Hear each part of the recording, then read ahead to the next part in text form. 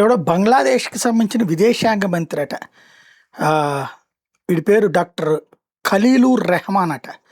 వీడిప్పుడు బెంగాల్లోని బీజేపీ గవర్నమెంట్ని ఏమని బెదిరిస్తున్నాడంటే, అక్కడ ఉన్నటువంటి బెంగాలీ భాష మాట్లాడేటటువంటి ముస్లిములే బంగ్లాదేశ్ నుంచి మీ ప్రాంతానికి వచ్చింది, వాళ్ళని అలాగే ఉంచుకోండి, వాళ్ళని మళ్ళీ మా దేశానికి పంపించేటట్టయితే గనక మేము తీవ్రంగా స్పందించాల్సి ఉంటుంది అంటే అక్కడేదో అరాచకాలు చేస్తామని చెప్తున్నాడు.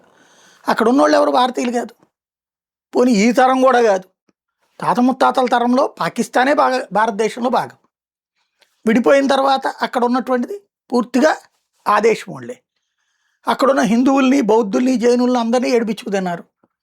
ఇప్పుడేంటి, వాళ్ళ దేశం నుండి పారిపోయి ఇక్కడికి వచ్చారా? కాదు, వాళ్ళ దేశంలో ఉపాధి అవకాశాలు కరువై ఇక్కడికి వచ్చారు.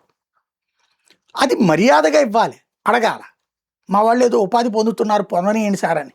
అలా కాకుండా వాళ్ళ జోలికి వస్తే మీ వాళ్ళని ఇక్కడ అందం చేస్తామంటే అది రౌడీయిజమా, ఫ్యాక్షనిజమా, ఉగ్రవాదమా, అరాచకమా?